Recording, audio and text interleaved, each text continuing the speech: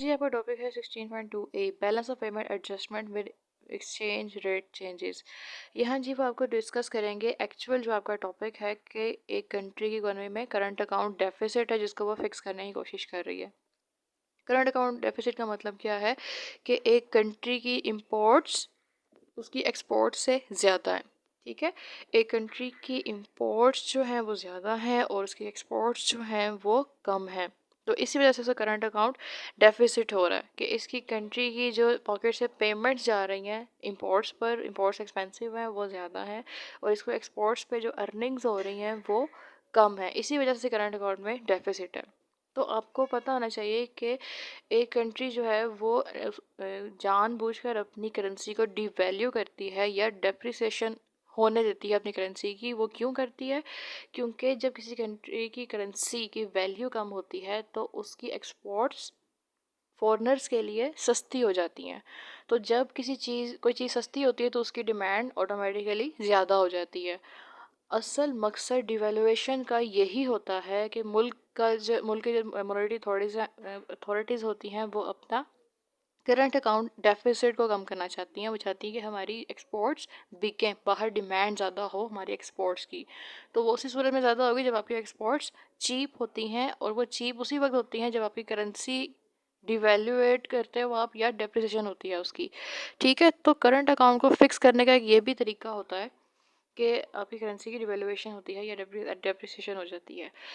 तो इसी वजह से यही दो चीज़ें हैं जिसका लिंक हमने देखना है कि क्या इफ़ेक्ट आएगा एक्सचेंज रेट एडजस्टमेंट पर, इंपोर्ट और एक्सपोर्ट्स पर, और किस तरह से एक्सचेंज रेट के साथ प्राइसेस एडजस्ट होंगी ताकि ये जो कंट्री का डेफिसिट है वो कवर हो सके। ये गैप उसकी जो करेंसी वो पे कर रहा है और करेंसी जो उसको अर्न कर रहा है उसके बीच में जो गैप है वो कवर हो सके। अब आगे उसी की डायग्राम के साथ एक्सप्लेनेशन है और वही चीज़ यहाँ पर समझाई जाएगी। अच्छा जी, आगे जो आपकी डायग्राम है वो इसी वाले से है।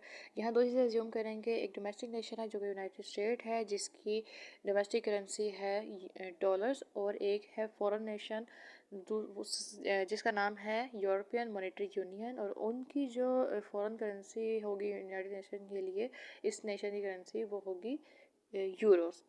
तो जो एक्सचेंज रेट है वो भी डॉलर और यूरो के बीच में होगा। और जो कंट्री जो हमारे यहाँ पे अंदर डिस्कशन है, जिस कंट्री ने अपना करंट अकाउंट डेफिसिट फिक्स करना है वो है यूनाइटेड स्टेट्स। यूनाइटेड स्टेट्स जो है वो अपनी एक्सपोर्ट्स को सेल कर रहा है और अपने जो हैं इंपोर्ट्स वो डिमांड कर रहा है। तो ये इसकी अर्निंग जो है वो इस मुल्क के अंदर जो ये कमा रहा है अपनी एक्सपोर्ट्स पर, वो यूरोस की शक्ल में इसको पेमेंट रिसीव होती है ईएमयू से। और ये जो पेमेंट करता है अपनी इंपोर्ट्स पर, जो ये ख़रीद रहा है बाहर से ईएमयू से, वो भी यूरोस की शक्ल में है। तो ये डिमांड करता है जिस करेंसी की वो भी यूरोस है और जो इसको सप्लाई होती है वो भी यूरोस है। पहले जो आपने देखना है यहाँ पे अपना सप्लाई और डिमांड का कर्व, वो मोर इलास्टिक कर्व्स को देखें। ये एसई कर्व को देख लें और ये आपका डीई कर्व।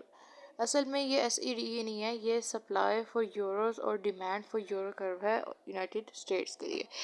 एक्स एक्सिस पे आपको क्वांटिटी ऑफ यूरो करेंसी ली गई है और जो वर्टिकल एक्सिस है एक्स वाई एक्सिस, वहाँ पर एक्सचेंज रेट लिया गया है यूएस का एक्सचेंज रेट, जो कि $1 ओवर यूरोस होगा। ठीक है, और जो सबसे पहले ही जो बात शुरू होगी डिस्कशन की वो होगी जहाँ पर एक्सचेंज रेट है 1। ये जो है ना आपका 1, यहाँ से शुरू होगा एक्सचेंज रेट। 1 से शुरू हुआ है। 1 के ऊपर देखें जो आपकी सप्लाई है वो 8 है और जो डिमांड है वो 12 है। ये जो सप्लाई थी मुल्क में इकोनॉमी के अंदर यूरोस की वो 8 थी और जो डिमांड थी वो 12 थी। तो ये जो पूरा यहाँ पे जो गैप है ना, ये सारा ए और बी का गैप जो सप्लाई और डिमांड फॉर यूरोस के बीच में है वो इस कंट्री का करंट अकाउंट का डेफिसिट है।